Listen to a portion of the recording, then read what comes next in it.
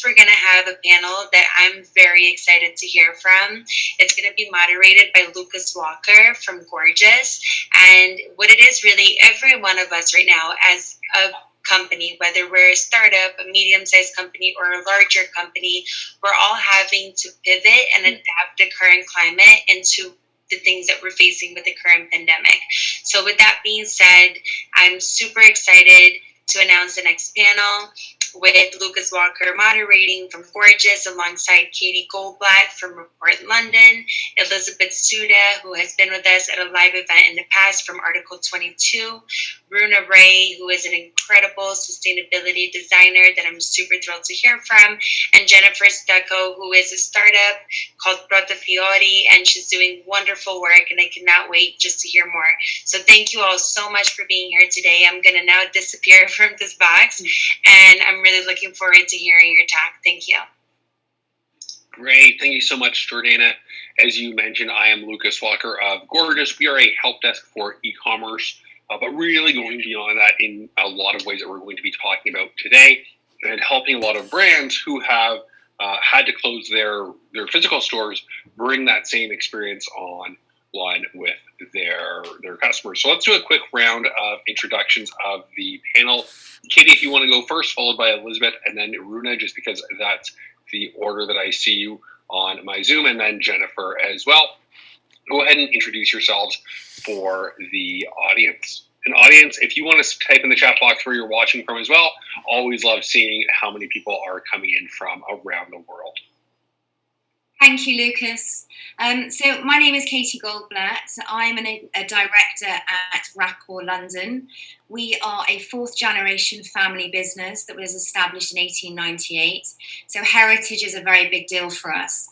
We basically manufacture watch accessories and leather goods for both men and women. And we distribute all over the world.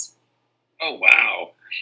And it's amazing, too, that you started in 1888, and then Jennifer just recently launched. So I think that's kind of a cool segue to go off the train already. But Jennifer, do you want to go ahead and introduce yourself now?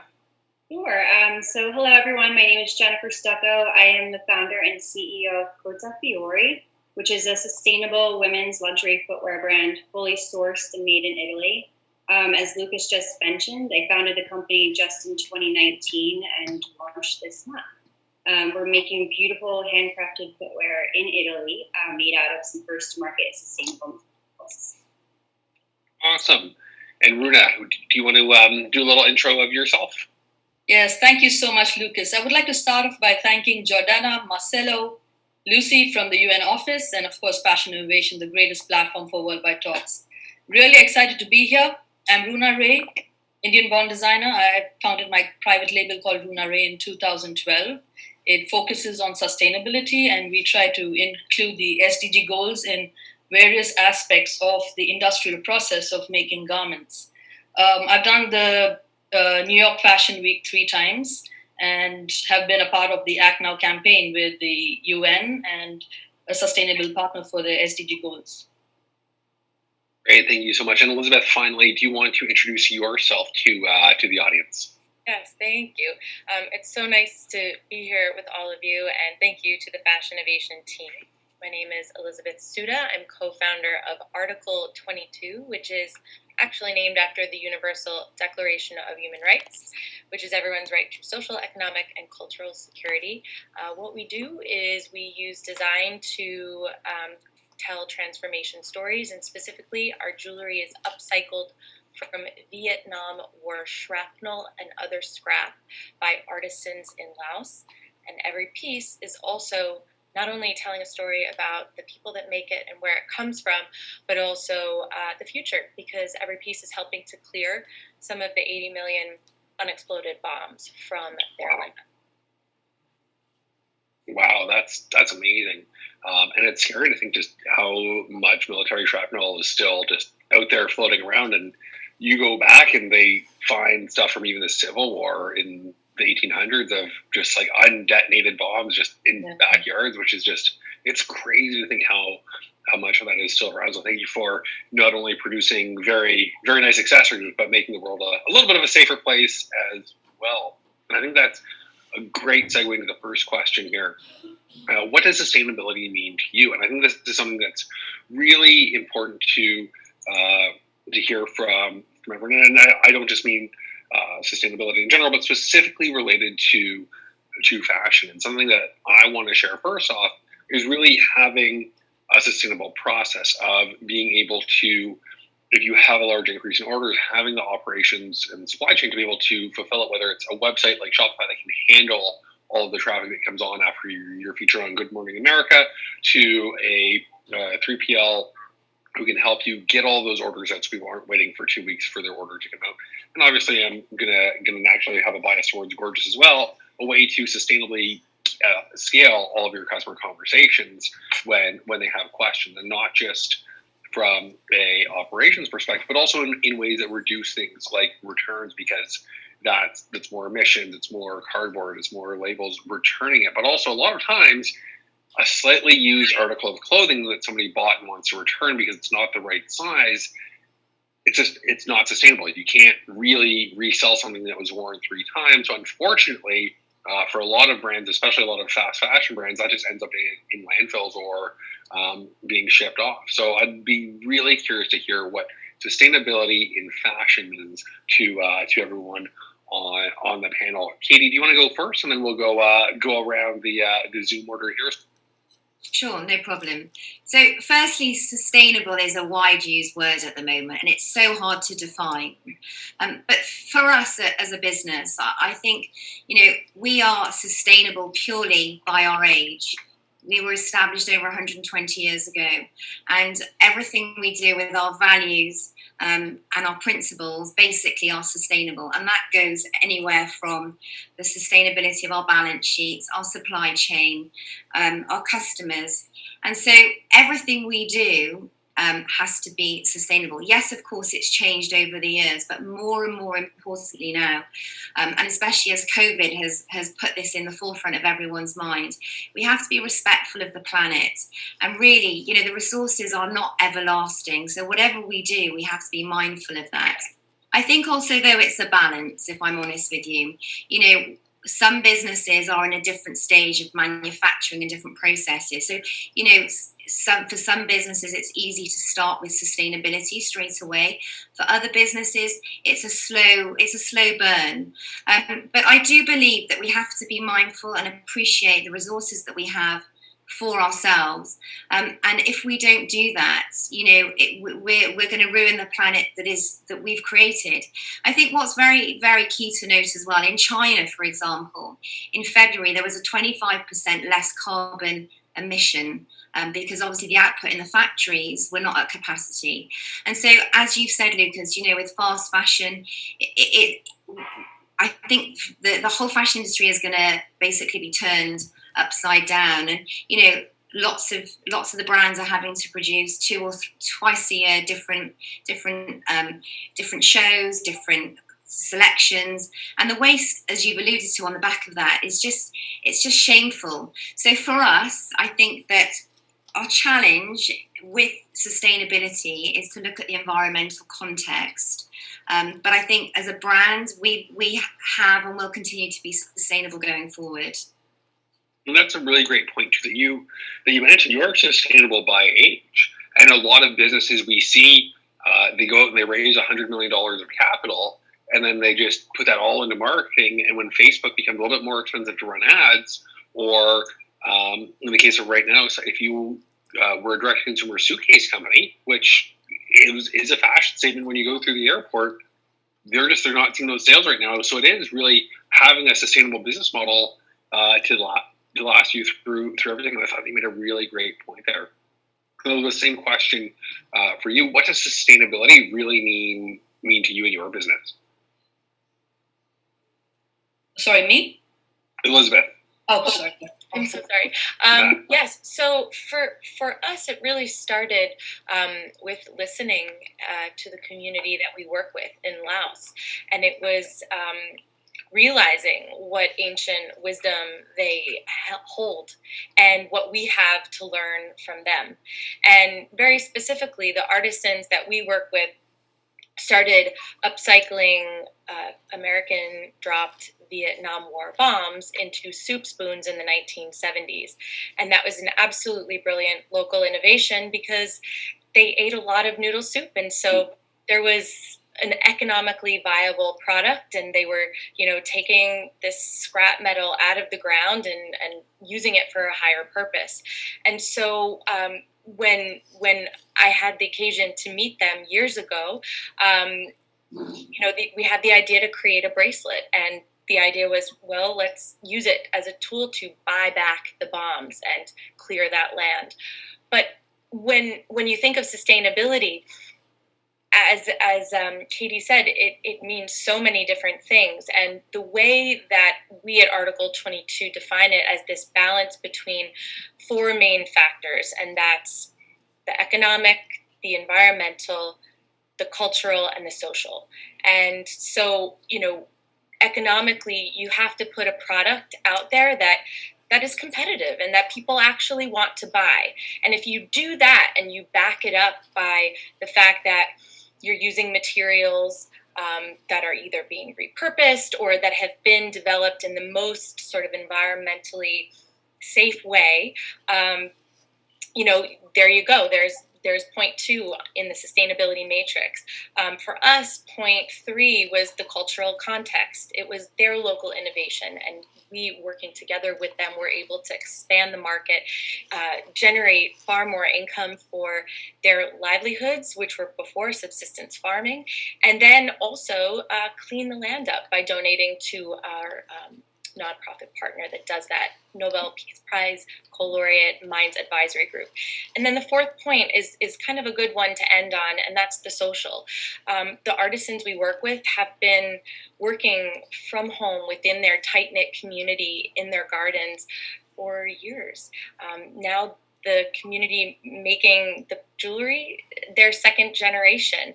And they are multidimensional people, as we all are. They're mothers and fathers, and they may make other crafts, and they are able to work from within their community without destroying the social fabric of that community. So it's really a balance of those four things and the way we practice it at Article 22.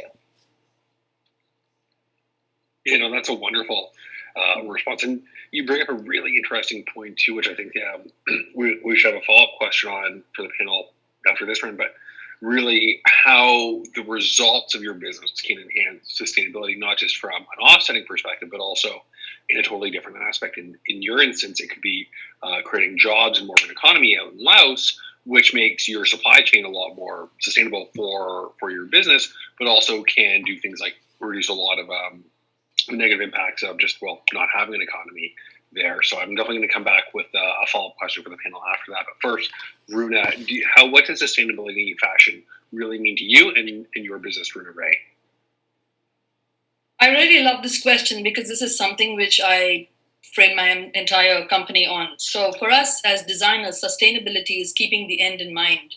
When you create a product, you need to know what's going to happen towards the when the product is completely, created, what is going to happen to it. So what we do is that we try to identify key problems that could actually exist in the industry, which could be which pertains mostly towards climate change. Like, say, for example, you have water, which is being polluted. So how do you help mitigate that? What are the processes that you could probably include in your design process? Like we created a collection called the Blue Mess, which was to do with printing of 200 meters of fabric using just 40 liters of water. And it is contained in a tray, the inks float, and you have seaweed, so there's no pollutant that's coming into the water, and it can be easily disposed of. We worked with another technique called chlorophyll printing, where we extracted dyes from discarded flowers and leaves that are left behind in the flower markets. These dyes are, again, used on fabric. It's definitely beautiful. You don't need digital print when you use dyes of this sort.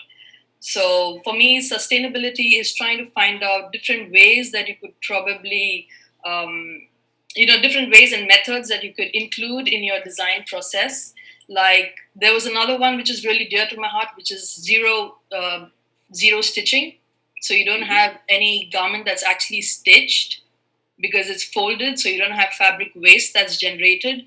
You have a lot of people who can learn the technique and take this forward. The point that you made about a lot of garments that are ending up in landfill. So what we do now is with garments that are made naturally, we tend to recycle them and make them into paper. So it goes back into the industry. Wow. Yeah, so we try to incorporate like circular green economies when it comes to designing or manufacturing, which is probably going to be better for the long run. Mm-hmm. Oh, yeah. That's really awesome. And then Jennifer, same question to you. What does sustainability in fashion mean to you? But also, as you launched your business, because I imagine there's quite a few people watching at home or wherever they're isolating. How did sustainability really factor into your business plan as you were planning to launch, and even at the launch of your business, Jennifer? Sure. So I love this question because I was inspired to build Prota Fiori because I saw that the fashion industry was the second most polluting industry in the world towards climate change. So when I developed the concept to make sustainable footwear made in Italy, it was really based off the belief that sustainability is preserving the past while maintaining the future.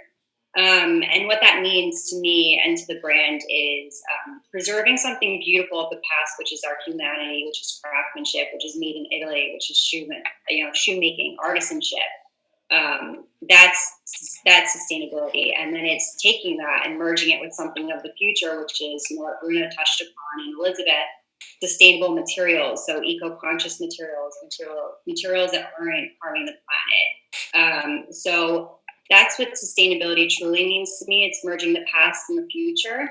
At Prota Fiori, what we're doing is we're creating sustainable products. We're reinforcing sustainable manufacturing, and we're also considering sustainability in our 3PL, like you mentioned earlier. So it's everything.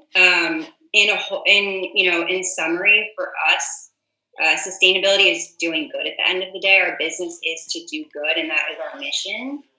So what we do to make sure that we're being sustainable with our practices is we're actually applying for the B Corporation certificate.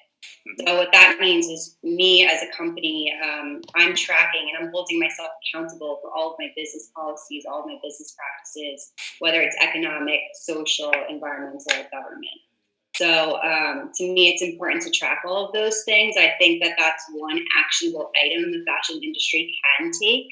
It's not just a certificate. It's about holding yourself accountable. And in terms of my launch, which you mentioned, so we are a business that's built on the ethos of sustainability. And as I mentioned, our mission is to do good. So when I decided to launch this month, which was a little early, it was because I felt a call to action to really support my Italian suppliers, to support my Italian network, my Italian manufacturers, our social impact partners in Sicily, where we have a social impact florist that we're growing. It was really to maintain those partnerships and the strength that we have. And it was also to support our communities. So part of the proceeds of our sales are going towards 2 hospitals. So to me, that's sustainability, that's doing good, that's preserving humanity. I don't think it's just one thing. I think it's a holistic approach to your business. So those are some of the things that we're doing right now, and that I'm seeing really positive responses from, because they are so genuine and they truly do come from the heart. Yeah, and I think that the phrase that you used, connecting the past with the future in a way that you can continue to have a future, really resonated well, and even to get really holistic. I love that you're connecting the past, which could have been a garment, and because the dyes that you used transforms into now paper or something different, the way that Runa mentioned. So I really love that. So in terms of the next question, if anyone wants to take it, feel free to jump in, but I know we were talking about this a little bit before in the green room. What has the impact of COVID been on your business? Whether Katie, you were you've been around for over 120 years, or Jennifer, you've just started. I'd love to hear how COVID-19 has impacted your business and what shifts and adjustments you've made to adjust. Sure. Kate, go first. Okay, so I mean, it's an extremely challenging and trying times for us, as it is for many other people. But we own our own manufacturing, so obviously that's had to stop. About a month ago, we've stopped making anything. We are running a very skeleton operation in our warehouse to fulfill the orders that we can. The most paramount of importance is the health and well-being of our staff. That goes without saying. So in terms of day to day, we're not fully operational, but we're doing what we can. We are fostering a sense of community, though, which I think is really important. Amid all this social distancing, through virtual gatherings, through summits like this and webinars, we're being very much in contact with our suppliers, but also with our top key wholesale accounts and customers, because ultimately without them we have nothing. So I would say that probably in the first month we were in major crisis management, working out what we're going to do, how we're going to do this. But actually, on reflection, a month later, I think that as ironic as it is, it's a time just to pause. As fast life goes, this is actually for us as a brand, a good time to look back and really decide what our values are. Where do we want to go when we come out of this? Who do we want to be? And so for us, I think that we are now don't get me wrong, we're still massively crisis managing, but we're also now looking at what do our customers want? We've got a lot of data that we can now analyze and say, if for example, there's a demand for a certain product that we're currently not making, we're going to go and start researching and prototyping. So it's really a time that we've kind of taken stock and look at where we want to go. The only thing I would say, though, for us, we're trying to protect our top line. Ultimately, we want to retain our staff, and we want to be able to fulfill some of the relationships and accounts and orders that we've had for a very long time, but also new partners as well. So I think that we've invested a lot more online than we've ever had, and we ever probably thought we would have done. Being such a traditional business, we've had to evolve and change very rapidly over the last few years, and even more so in the last. We took the decision pre-COVID to build a new website, and at the time we weren't convinced that was the right thing. But I'm so happy that we decided to do that, because more than ever, digital transformation is happening very, very quickly, and we need to be ahead of it, not behind it. And so that will enable us to react post normality, whatever the new normality will be. I think the other thing as well is that we are dedicating a lot more time to Facebook ads, Google Shop, our CRM system, really sending emails to our customers and our clients, and just being there in whatever voice of tone we feel relevant. So it's really trying times, but we're managing as best we can, as probably most people are. Mm-hmm. And we have a follow-up question, Katie, from the audience at home. Did COVID-19 expedite anything that you were wanting to do or hoping to do, or was it a lot of stuff that you wouldn't have done at all if it was with COVID? That's a really good question. I think that it actually has expedited and accelerated us looking at our product range, actually. We've got a vast amount of SKUs, which we've latently had and developed over time. And I think what this is doing is it's enabling us to actually listen to our audience and taking what they would like on board and to go away and develop. And I think that if COVID hadn't happened for us, we would probably be racing on, running around, everybody doing what they do, but actually not taking stock of actually what we've got and where we want to go. So I'm always a believer in the glass is half full, no matter how bad anything is. So we've got to just look at it as a positive. Pause, look at what our audience was, reassess where we want to go and what we want to be, and let's just make it happen. Mm-hmm. Yeah, no, absolutely.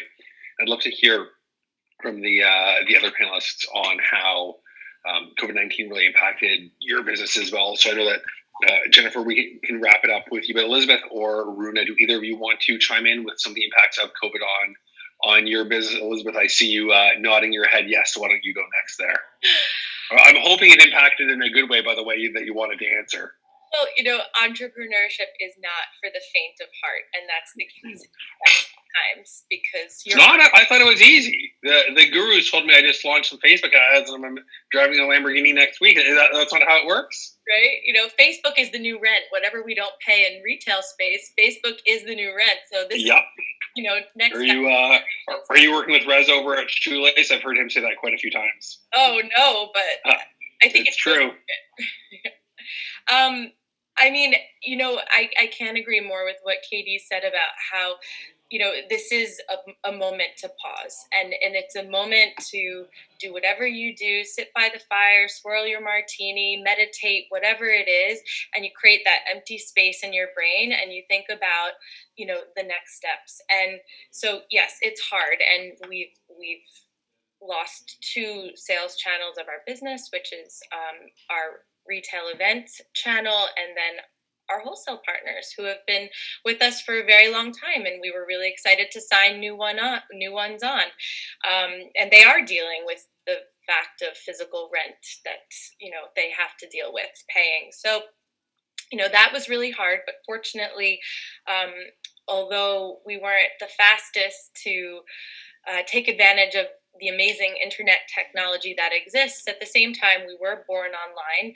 And this has created an opportunity for us to really become comfortable in our home, which is the internet, and learn how to navigate that space. And that means learning new technical skills. It means being more present and putting our faces out there and our voices out there, which can be a scary thing to do, but I think that's been really interesting. We have a CRM platform, customer relationship management, that we thankfully implemented prior to COVID about a year ago, and it's called Klaviyo, and that has proven to really work and allow us to communicate with our customers in a very direct way. And that accounts for customers who are on Instagram and aren't on Instagram. And we can really create special offers for them. And we kind of have a sense of what people's preferences are. So I would say that the big change for us is that it's provided us with focus, and it's focused on a place where we can really connect with our community, and as many stories as we may tell them, they're telling us. And so we're trying to think about how to share those stories with the wider world. Yeah, absolutely. And that's a really good point to segue from one of the questions from the audience about with Gorgeous and social distancing, how are we seeing growth in the business? And we've traditionally done a lot of events. So normally we'd go to the Fashinnovation event in person, meet with a lot of brands, show them what we're all about. But it's been interesting for us. We've seen almost a boom this month, maybe not compared to what it normally would have been, but definitely compared to last month. And I think the reason for that is as more and more brands are trying to get online, they realize, okay, it's not, social distancing isn't going to be over come May 1st. It's in it for the long haul. There needs to be a way to interact with those customers sort of one-to-one. If they have questions, they want that same in-store experience. They don't want to feel like they're buying their shoes or their clothes from a vending machine. Oftentimes there'll be a question of how does this top fit in the shoulders? Just little things like that you just don't often get on a product display page. So I wanted to segue into that question from the audience. Runa, do you have anything that you wanted to add in as well about how COVID-19 has impacted your business? Yes. So I found this period of time very important to educate the customers, get them to actually understand what sustainable fashion was all about, because we've been talking a lot about this, but there are a lot of people who really do not know what sustainable is. And if they do think it's sustainable, they think it's boring. They do not know you could actually get something really beautiful out. And there's a reason behind the collection that is made that is called sustainable, and you're also contributing to it. So I found this time very important for me as a designer to do a lot of fashion activism to connect with the customers. I also use this time because I realized I'm a part of a lot of these groups, and everybody's making masks for the people in the front line who are working really hard with the COVID virus, but there are no masks available. So I decided as a designer, what happens if you do not know how to use a machine? So I created this technique where you use a t-shirt and you can tie it up. You make a mask and you leave the main mask for the people in the front line, but everyone in the family remains safe. This really took off. So got like 1 million views over different platforms. Oh, wow. And I had like children mailing me with photographs. So they made masks for themselves and their dolls and the families. So it became like a big family event, but everyone was staying safe. So to answer your question, I think this period in time is definitely important for us designers to start thinking as to what direction we need to probably take our business in, and how it is going to definitely imbibe, like I keep repeating, the SDG goals, because even though we have like a lot of them, it could be imbibed in each and every process of the business. And now this is the time when you can actually think and do it without the stress of all the work and everything that's happening.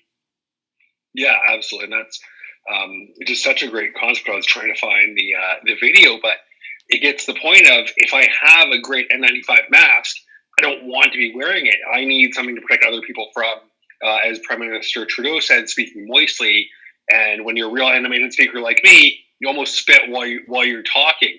And you don't want to be just spitting there at people while you're talking. So I need the cloth mask to just protect everyone around me. So I love that you do that with the t-shirt design. Well, and Jennifer, this is selfishly the question I've been most wanting to ask you. How did launching your e-commerce business, how did that really impact how did COVID-19 impact the launch and how you were planning leading up to it? Because especially from sort of middle March to maybe last week, it was almost everything was changing hour to hour. Yeah, absolutely. That's a great question. So initially, we had a very traditional launch approach, and there was nothing, we weren't taking into consideration the environment that was happening around us. So we had to take a step back and pause for a moment and see if this was really the time that we really wanted to come out and what that message would be. So in the end, I really felt like, my mission is to do good. And I felt like I had the power to use my platform as a voice to create awareness around COVID and to support hospitals by donating proceeds of sales to those hospitals. And then at the same time, by just creating awareness around our brand and who we are and being there for people. Our goal right now is really just to show who we are as a brand. In the end, it's about creating that community. It's about sharing our positivity, our grace, our strength. I'm a female founder with a startup. I think there's a lot of people out there in the same boat or people that would like to support that. So I think that by coming out with a message that says we're a community first and we're building our community based off these values, and we're using our platform to help in this moment, and that's our first concern. I think that is the best approach, and we've actually been receiving so much positive feedback from people all over about just how authentic we really are right now. So, obviously with our business plan, we pushed back things, a few months in 2020. Our business is primarily online, so that's exciting for me because digital has been the focus, but now it's even more the focus. And sustainability has been a focus and an upward trend, and now it's going even faster. So, for us, I'm taking this moment as an opportunity to be there for people and to share our values and our positivity, really. And I think that's absolutely the right way to do it. And it leads into another question from the audience here. Being that you are a startup, how large is e-commerce going to play a role in launch? Obviously, it's all of it now. But when things, if they ever go back to normal, who knows what malls or shopping centers will look like in the future? Will you still aim to do some retail, or do you think that you'll focus mostly online exclusively? I wouldn't say exclusively. I think every business has to be omni-channel in some manner. So for me, what that means is expanding our direct channels, whether it's pop-ups, whether it's permanent retail, whether it's going to wholesale with some strategic partners. There is a whole health and wellness factor to our brand. So I see a lot of opportunity in that industry and in beauty as well, with more products that we'll be launching later in the year in 2021. So I wouldn't say that we will be 100% online. We'll definitely diversify our channels. Perfect. And we are coming up on time here, so I think that there was, I think we have time for really one more last question here. So I'm just going to double check our panel questions. And there's one that I'm really dying to ask, and I want to get into another one. So I'm going to try to blend them here. But one thing that we've seen at Gorgeous is a lot more brands using one-to-one communications throughout the website. So people come on, they want to ask a question. Maybe it's where the shoes are made or how you source the watch accessories. So it could be how the timer works or about the dyes that are being used. People are behaving a lot differently as they come through the website. So what are some of the trends that we're seeing now, specifically around COVID-19? What trends do you think will stay, but also around fashion in general? Some people are asking, is sustainability still sustainable despite harsh economic conditions? Are people going more sustainable? Will people still go to the website like they go to the mall in person? So if you were to pick your top probably two trends that are going to come out of COVID-19 and how that's impacting sustainability in your business, I'd be really curious to know what those are. So I know I kind of spitballed that question, but Runa, do you want to get us started on some of the trends that you think will come out of this?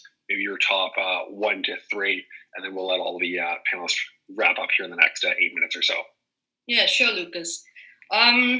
I think the important trend that would probably come out of this would be nature-based solutions to design, where we probably use a lot more renewable energy. We decide how the consumer is going to be more focused on knowing how much carbon footprint that was actually generated by the garment. We would also see a merger of tech and fashion. So tech in the sense, I would mean that you would probably have apps which would read the barcode and tell you what is behind the garment, what actually went behind the process, what was the carbon footprint that the garment generated, when do you wash the garment, how much of microfilaments might be disposed in the water if you wash this. So there's more traceability for the consumer to find out exactly, again, what garment they're purchasing and do they really want to be a part of it. The third thing, which I think I'm going to see pretty strong, is consumers getting to be a part of the entire sustainable realm. So it's not just going to be designers and entrepreneurs. They're going to be a lot of consumers. They're going to be scientists. They're going to be people from different fields who are going to come together. And this is going to be a huge family because of the pandemic, we're all in this together. It's something which has hit us worldwide. It's not like certain countries are just affected. This is a global scale. So this is where we know that we are united, and with the hashtag of fashion is love, everything is possible. Yeah, absolutely. And I love that.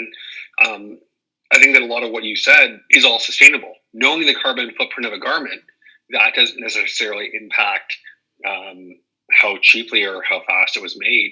Sustainable can be economical and look good. In a lot of ways, it's more economical. I wear a lot of merino wool just because it's less polyester and it's more comfortable. But because it's better quality, I buy less shirts. So to me, sustainability is actually a lot more affordable. Plus, it's better quality of products and it's just better for the environment. So why would you not choose a sustainable option? Jennifer, how about yourself? What are probably 2 or 3 things that you think will come out of COVID-19 that will alter the path of your business.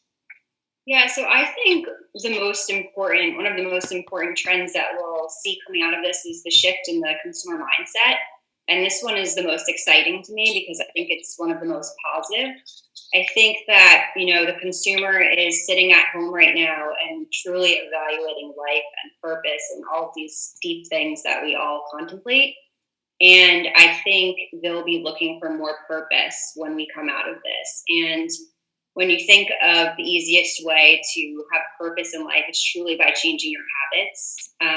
And how does that apply to the fashion industry? Well, when they go shopping again, hopefully not out of just survival for food, they're going to want to shop with purpose, and they're going to want to feel good when they spend their money. So I'm hopeful that they will be much more conscious, and sustainable fashion and shopping will truly become the new norm. I think that will be a huge trend coming out of this, because essentially when a consumer buys something that makes them feel good because they know they just did good, they feel good and they have purpose.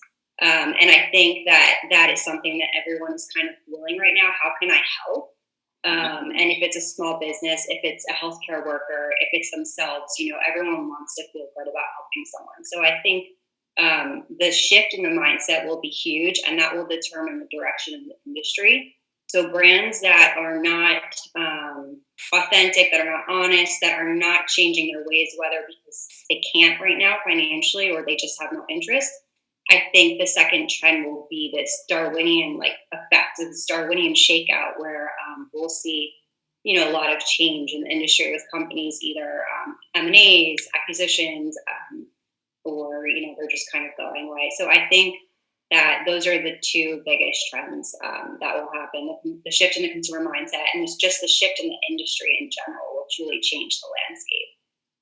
Yeah, absolutely. I think that you see it all over social media. A lot of universities that have billion-dollar endowments getting funding right now that could go towards smaller brands. I think customers and that are shifting to want to support more smaller businesses. So that's a great point. Katie, do you want to talk about maybe 2 or 3 things that could be changed and really habits and behaviors because of COVID-19 that you think you'll see moving forward after we get out of all of this? Sure. So I think one of the most valuable propositions of change actually is going to be that as a brand, you need to be more customer centric, more transparent, more engaged, more informative. I think we all need to be more digitally agile. And whatever that is going to be, it's fast paced, and you can, we're fast evolving with that. But brands that are going to be successful and really reach out to their clients are going to have that digital agility. And I think finally, sustainability.